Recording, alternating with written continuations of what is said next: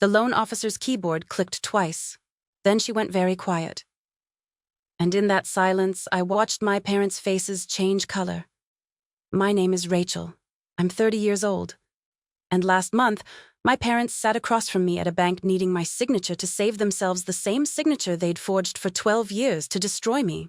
I need you to sit with that for a second. Because for most of my life, I believed I was the problem. The daughter who couldn't manage money. The one who got turned down for apartments, denied for a car loan, lectured at every family dinner about being irresponsible. My parents said it. My brother said it. Eventually, I said it too, because when everyone tells you the same story about yourself for long enough, you start to believe it. I was wrong. I wasn't bad with money. Someone had made very sure it looked that way. My brother Kevin was the pride of the family. The responsible one. The one with the good job and the new car and the 4-bedroom house. And me, I was the cautionary tale they told at parties, the one who needed carrying. What happened at that bank didn't just change how my family saw me. It changed how they saw themselves, because the numbers on that screen didn't lie, and they told a story my parents had spent 12 years hoping no one would ever pull up. But to understand that Friday morning, I have to take you back. Back to the day I signed my first piece of paper without reading it because my mother told me to, and I was young enough to think that was reason enough. Before I go on, if you've ever been the family member who got blamed for something that was never your fault, take a second to subscribe. And tell me in the comments where you're watching from and what time it is there. I read every single one. It reminds me I'm not the only one who lived this.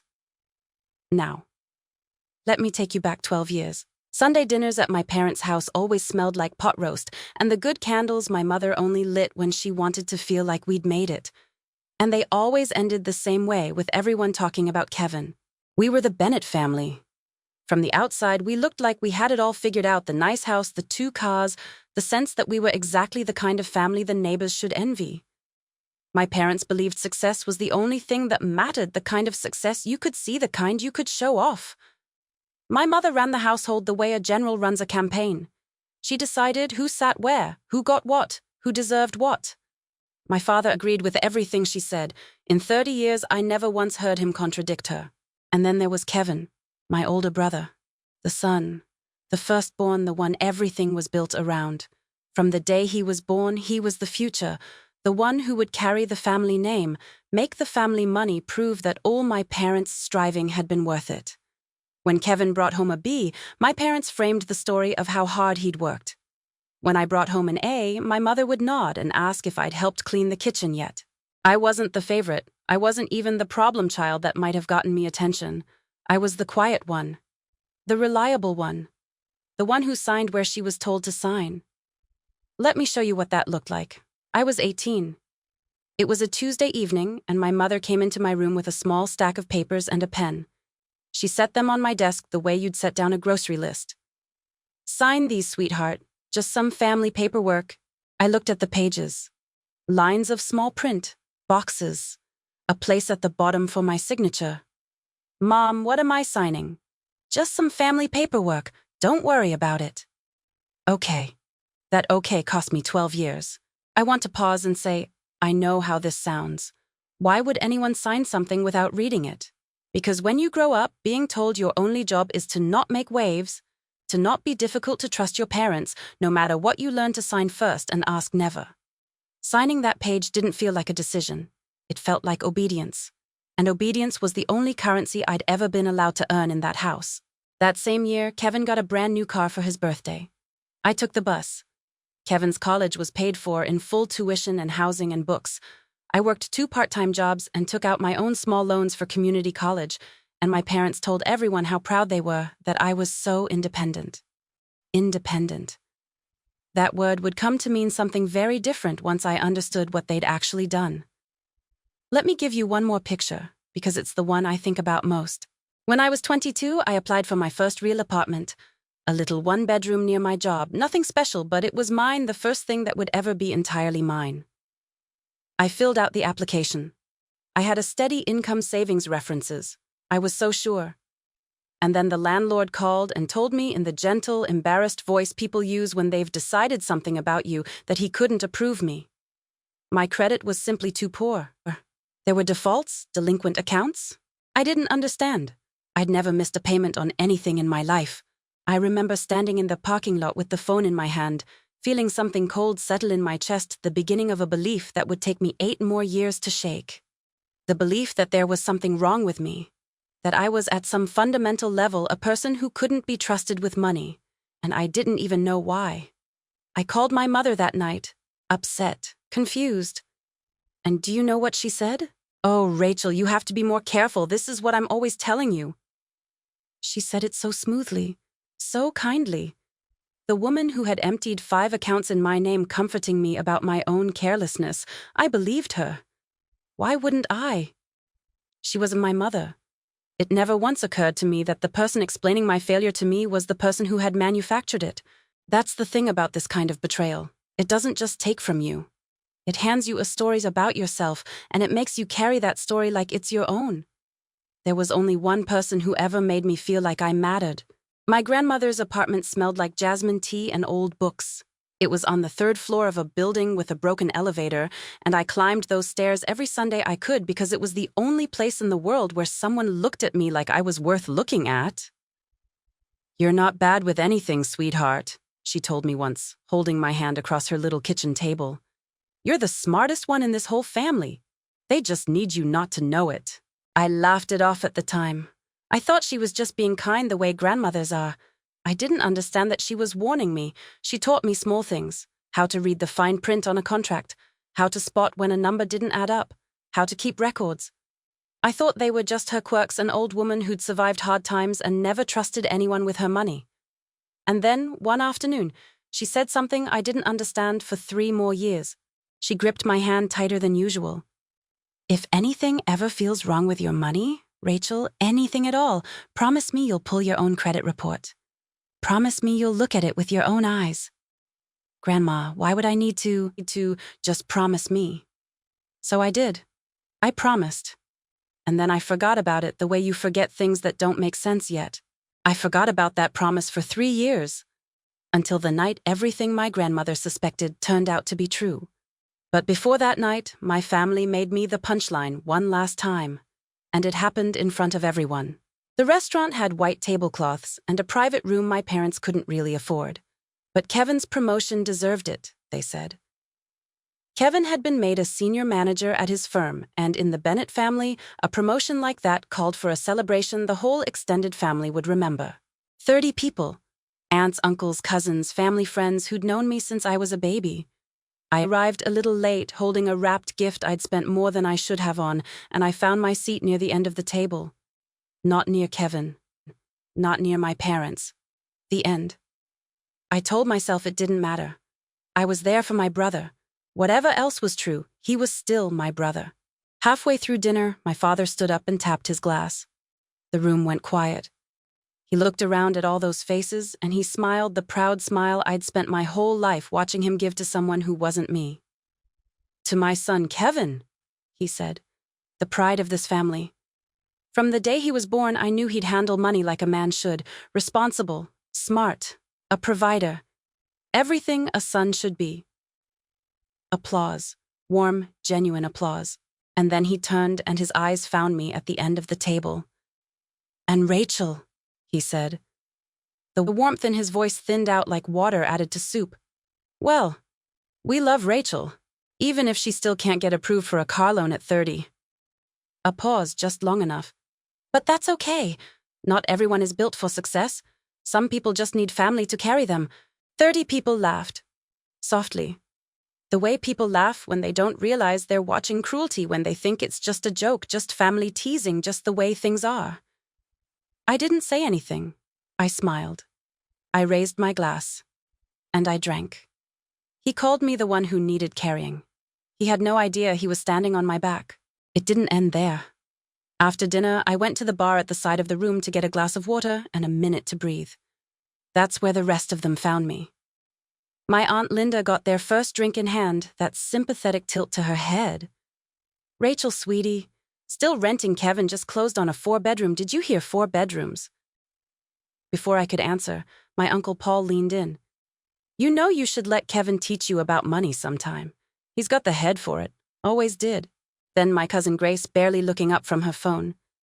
Maybe if you budgeted a little more like your brother, you wouldn't be so stressed all the time. I stood there, holding my glass of water, and I realized something that made me colder than any of the insults. They all had the same story about me, word for word. Still renting, bad with money, should be more like Kevin. It wasn't just my parents anymore, it was everyone. My mother and father hadn't only lied to me about who I was, they'd been telling everyone. For years. Building a narrative dinner by dinner, phone call by phone call. The failure daughter. The one who couldn't hold on to $1. And the whole family had accepted it without ever once asking a single question. Every person at that party knew my credit was bad. Not one of them knew why, including me until that night. Let me stop here and talk to you directly. If you've ever sat at a table smiling while your own family turned you into a joke, you know that particular silence. The one where you swallow it whole because making a scene would only prove them right, where you become the bigger person not out of grace but out of survival. I need you to remember that silence. Because that night, that silence finally turned into something else. I drove home. I didn't cry. I sat in my apartment in the dark and I did something I hadn't done in 3 years. I remembered my grandmother's promise, and I pulled my credit report. It was 2 a.m. My laptop screen was the only light in the apartment. I typed in my information, my hands not quite steady, and I waited. And then the report loaded. I read it once. Then I read it again slower, because my brain refused to accept what my eyes were seeing. 5 accounts, 5 loans, none of them mine. A car loan, a personal loan. 3 credit cards, opened when I was 18, 19, 22. All of them maxed out, all of them in my name. And all of them linked to one address, my parents' house. I wasn't bad with money, I was a victim of it. And the thief lived in the house I grew up in. I sat very still. I thought about every apartment application that had come back rejected. Every time a landlord had looked at me differently after running my credit, every time my father had called me irresponsible in front of the family, every joke, every knowing look. 12 years of being told I was a financial disaster, and here was the proof that I'd never been the one making the mess. I pulled the old records. I found the paperwork my mother had handed me when I was 18. The family paperwork. I understood now what I'd actually signed. I'd signed my name onto credit accounts, and the money, every dollar of it, had gone one direction. To Kevin, his tuition, his housing, the down payment on his first car. I sat on my kitchen floor until the sun came up. I didn't cry. I was past crying. I just kept thinking one thing over and over. They didn't just steal my money. They stole the story I told myself about who I was. The next morning, I went to my grandmother. She was frail by then, small in her armchair, but her eyes were as sharp as they'd ever been. I told her what I'd found, and she didn't look surprised. She looked relieved. "I knew," she said quietly. "I always suspected. That's why I made you promise." "Grandma, why didn't you tell me sooner?" She reached for my hand. "Because you weren't ready to survive it yet. If I'd told you at 20, it would have broken you. You needed to become strong enough to hold it first." She paused. "And now you are." She told me to go to her closet. There was a box in there, an old shoebox taped shut, my name written on the lid in her careful handwriting. Inside were documents, copies of everything she'd been able to quietly gather over the years, bank statements, account records, and the name and number of a lawyer. "I couldn't prove it while your mother controlled everything," she said. "But I kept copies. Every document I could find. It's all in the box, for the day you'd need it." I took the box home and I stared at it for a long time. Let me pause here. Because here's where you might expect me to do something. Call the police. Confront my parents. Burn it all down. And I want you to know I didn't do any of that. Not that night, not that year. Because my grandmother had taught me something that ran deeper than anger. The loudest revenge isn't revenge at all. And if you're still here with me at this point in the story, if any part of this is landing the way I think it might be, do me a small favor and hit that subscribe button. Stories like this one about the quiet people who get underestimated and then rewrite the whole ending. They only reach the people who need them when you help them travel. That's all I'll ask. Now stay with me. Because what I did, instead of burning it down, is the whole reason we're here. What I did was quieter, and it took 2 years. I filed disputes on every fraudulent account. And let me tell you, that process is not simple. When the fraud is committed by a stranger, the system knows what to do.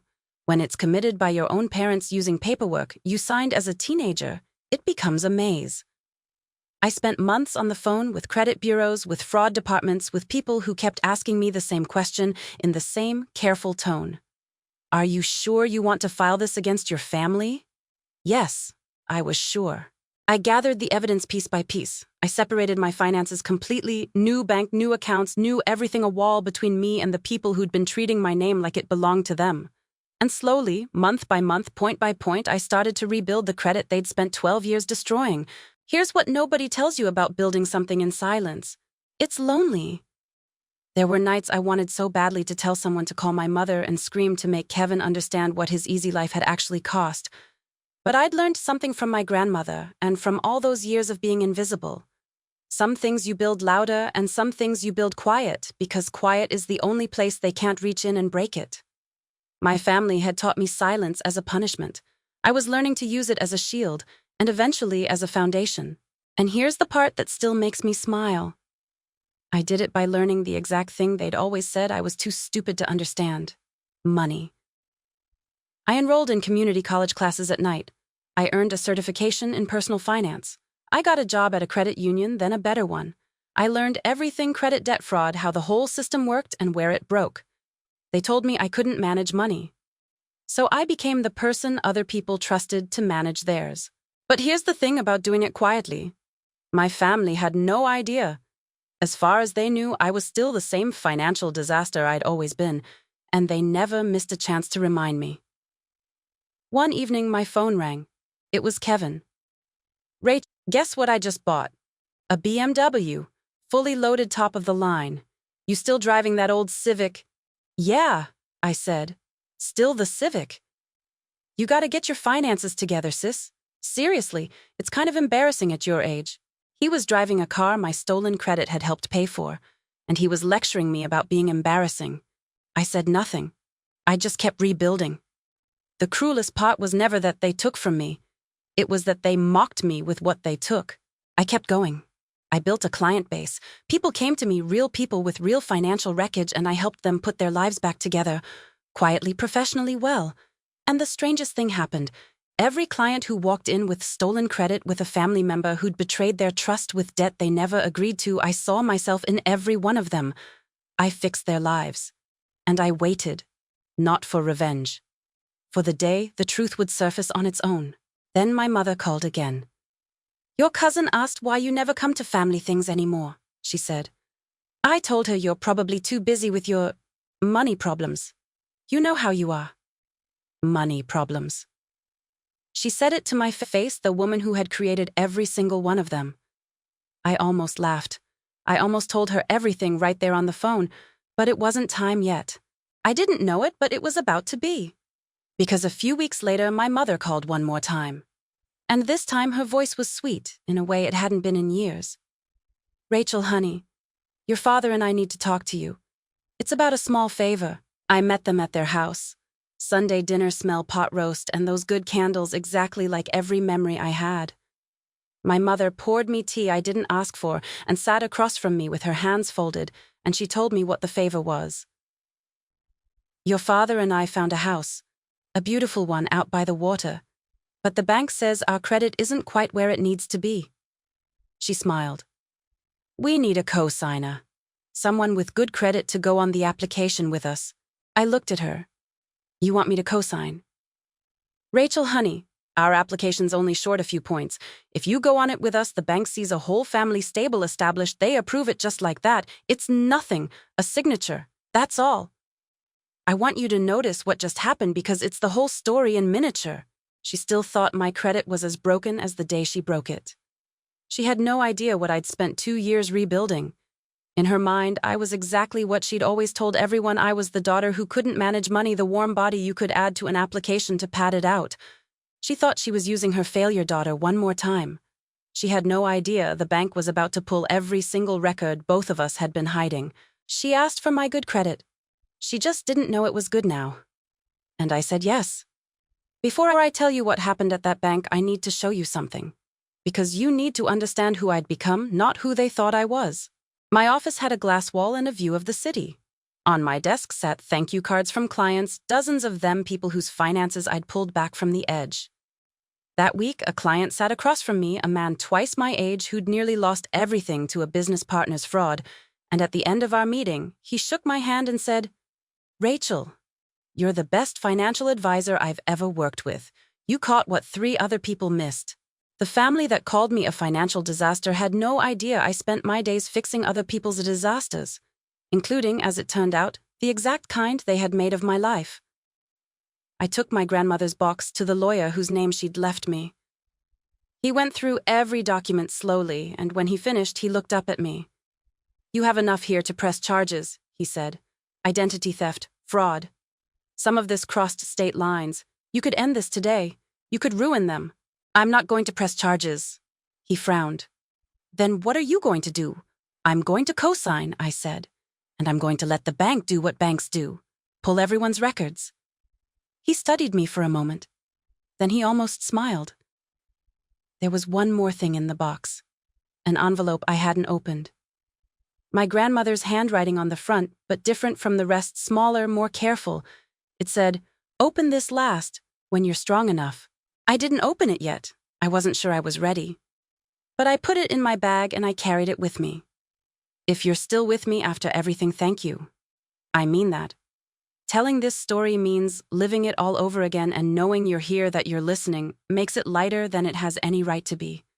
And listen, if you think the bank was the end of this, it wasn't. What my grandmother sealed inside that last envelope went deeper than anything I could have imagined. Stay with me.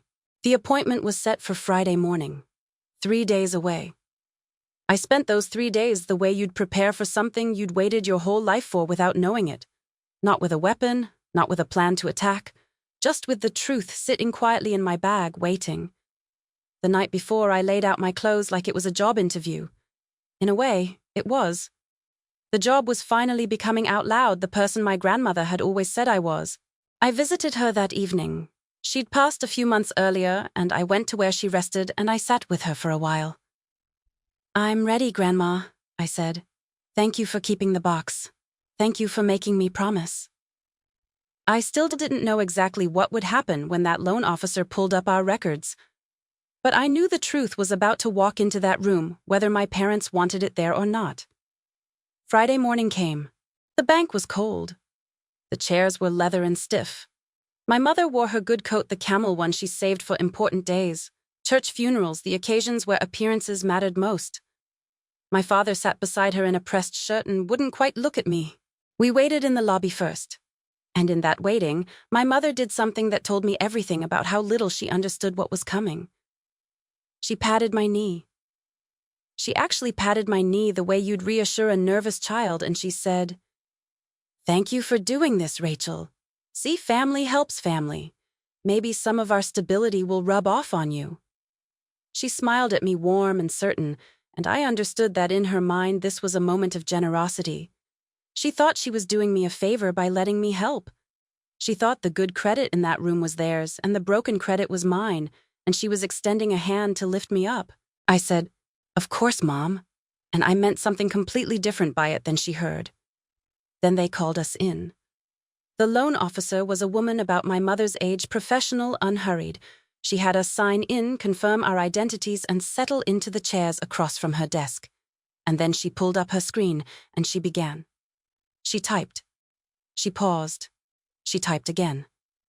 "I'm going to pull all applicants' credit histories," she said, not looking up. "Standard part of the process." My mother smiled her most gracious smile. "Rachel's is the strong one," she said to the officer warmly, confidentially. "She'll carry it. Poor thing needs the help getting on her feet anyway." The officer's eyes moved down the screen. Her expression changed. A small frown, the kind a professional tries to hide and can't quite. "Ma'am," she said slowly, "there appear to be several older accounts under your daughter's name, and the application data on these accounts, it traces back to your address, not hers." The room went very quiet. And then my mother did the thing she has always done, the thing that is written into her like a reflex. She reached for someone else to blame. And the only person there to blame was me. "Oh, there's been a mistake," she said, her voice climbing. "My daughter, she was reckless back then. You know how young people are. She borrowed my cards. I was just helping her sign up for a few things, that's all." She was doing it again, in real time. Right there at the bank, in front of a stranger, she was reaching across the desk to pin it back on me. 12 years, and her very first instinct was still the same. The loan officer looked at her screen. Then she looked at my mother, and she said very calmly, "Mrs. Bennett, the first account was opened when your daughter was 16 years old. She was a minor. A minor can't legally take on this debt." A pause. "And the funds from that account were transferred directly into a tuition payment, under the name Kevin Bennett." Silence. My mother's mouth opened. Then it closed. There was nothing left to say, nothing she could reach for. The screen had said all of it out loud in a voice that wasn't mine and couldn't be argued with. My father finally looked at me. And for the first time in 12 years, he had no story ready. The loan officer declined the application. She had two accounts opened under a minor's name, funds redirected an address that didn't match. She told my parents politely that the bank would need to flag the accounts for review. Then she gathered her papers and left us alone in that cold little room. I stood up and I walked out, and I didn't look back. I walked out of that bank and my phone started buzzing before I even reached my car. 3:47 in the afternoon. My mother. "Rachel, please, call us." 3:52. My father. "We need to talk, now." 4:03. Kevin. "What did you do?" 4:15. My mother again. "You're destroying this family." 4:30. My father. "After everything we did for you." By that evening, I had 19 missed calls, 12 text messages, 2 voicemails I never listened to.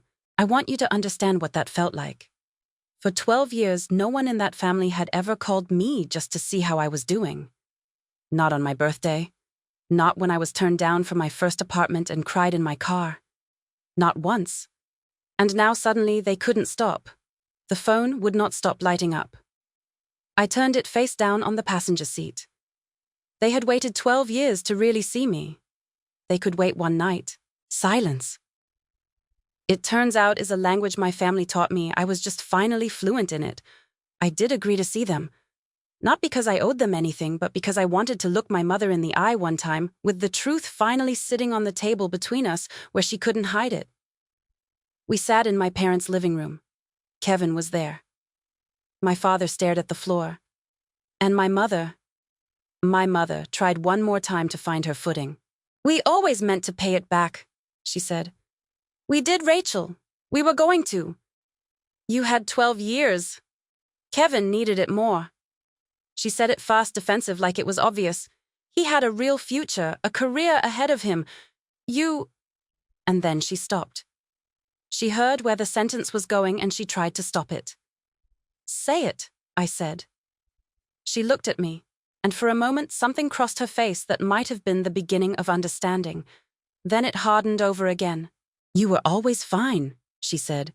"You adapt. You've always been able to survive anything, Rachel. We knew you'd be okay. You didn't need it the way he did." And there it was. The truth underneath all 12 years of it. They didn't take from me in spite of my strength. They took from me because of it. My whole life, the one thing I'd been good at surviving, adapting, carrying whatever they put on me without complaint, that wasn't a thing they admired. It was a thing they used. My ability to survive had become their permission to keep taking. Every time I bore it quietly, I taught them they could put more on my back. They turned my greatest strength into their excuse. I survived them, so they decided I could afford to keep surviving them. There's an idea we're all raised on in one form or another. That family sacrifices for you, and you carry that debt of gratitude back to them your whole life, that you owe them simply for existing under their roof. It's supposed to be beautiful. It's supposed to be love. But my parents had flipped it inside out. They'd made me carry a debt I never took on for a life that was never mine and called it family. They took the most sacred thing we were supposed to have, that sense of owing each other everything, and used it as the rope to keep me tied. And then my father spoke. He hadn't said a word this whole time. He almost never did in 30 years of letting my mother do the talking. But now he looked up from the floor and his voice came out rough and low. "I told myself we'd pay it back before you ever needed it," he said. "Every year I told myself that. And every year it got easier not to. You never asked. You never complained. So it just stayed a thing I didn't have to think about. Because I didn't know it existed," I said. "I know." He nodded slowly, and for the first time I saw something in his face actually crack. Not the polished regret of a man who'd been caught, but something older and heavier. "That's what I have to live with now. You made it so easy to forget what we owed you. And I let myself forget. For 12 years, I let myself forget that my own daughter was paying for her brother's life. It was the most honest thing my father had ever said to me. It didn't fix anything. It couldn't. But I filed it away somewhere next to all the years he'd looked through me like I was a window. One moment at the very end where he finally saw me and couldn't stand what it made him. I went home that night. And I finally opened my grandmother's last envelope. Inside was a single bank record dated 6 years earlier. And a letter. The record showed that my grandmother had tried to pay off my stolen debt herself. 6 years ago, quietly, without telling me, she'd gone to the bank and started the process of clearing the accounts to set me free without my ever having to know. And she hadn't been able to finish it, because my parents found out, and they stopped her. Her letter explained the rest in that careful handwriting. "They didn't want it fixed, Rachel. I offered to pay every cent, and your mother told me no. She said if the debt disappeared, you'd have no reason to stay close to the family. She said you needed to stay dependent. Your father agreed with her. They chose with their eyes open to keep you trapped rather than let you go free. I couldn't save you. Then they made sure of it. But I kept the proof so that one day when you were strong enough to hold it, you could save yourself. I'm sorry it took so long, my darling. I love you. Grandma." I read it 3 times. They didn't just steal from me. They made a decision on purpose together to keep me broken.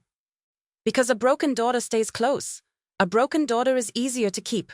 My grandmother knew. She'd known for 6 years. And she'd made sure I would find out, but only on the day I was finally strong enough to survive knowing it. I sat with that for a long time, and then I made my decision. "I'm not pressing charges," I told them the next day. My mother looked up, a flicker of hope crossing her face. "Not because you deserve mercy," I said. "You don't. I could hand every one of these documents to the police tomorrow and I'd be within my rights. I'm not doing it because I refuse to spend one more day of my life on this, on you. The truth is out now. It's on a bank's records, in a lawyer's file, in my grandmother's own handwriting. It doesn't need me to shout it anymore. That's enough. That's finally enough." And I meant it, every word. I want to tell you that everything resolved neatly after that my parents fell to their knees, that everyone apologized and healed, and we all had dinner and laughed. But that's not how people work. That's not how any of this works. Here's what actually happened. My parents didn't get the house. Of course they didn't. And it went further than that. The accounts the bank flagged became a problem they now had to live inside. The lender pulled the fraudulent records into review, and my parents spent the following year tangled in the mess they'd made, their own credit collapsing under the weight of everything they'd borrowed in every name they could reach, including mine. The very thing they'd built on my back finally came due on theirs. And here's the part I didn't plan, the part that proved my grandmother right about letting the truth do its own work. It spread. Not because I said anything I never did, but my extended family, the aunts and uncles and cousins who'd spent years nodding along to the story of the failure daughter, started to hear a different version. My Aunt Linda called me the same aunt who'd asked if I was still renting. Her voice was different this time. Careful. "Rachel," she said, "is it true what happened at the bank?" I told her to ask my mother. That's all. I didn't have to build a case or send a single message. The same family gossip network that had carried the lie about me for 12 years now carried the truth, and it moved just as fast. One by one, the people who'd looked at me with pity started looking at my parents with something else. In a family built entirely on appearances, that was a kind of consequence no lawsuit could have delivered. Kevin was the surprise. A few weeks after the bank, he showed up at my door. No BMW talk. No lecture. He stood there looking like he hadn't slept, and he said, "I didn't know, Rachel. I swear to God, I didn't know where the money came from." That's the thing, Kevin, I said. You never had to know. That was the whole point. You got to just succeed. Clean and easy. While I paid for it in a currency you never even had to look at. He started paying me back. Not because I asked, I never asked. He set up a transfer every month, a slow return of a debt he'd benefited from without ever choosing it. It doesn't undo anything, but it's something. It's him choosing finally to look at the currency. My mother called eventually. The sweetness was gone from her voice. What was left was smaller and more honest than anything I'd heard from her in 30 years. I'm sorry, Rachel. I don't know how to fix this. You can't, I told her. But you can stop pretending it didn't happen. You can stop telling people I'm the one who's bad with money. That's where it starts. It wasn't forgiveness. It was a boundary. But it was the first true thing we'd ever said to each other.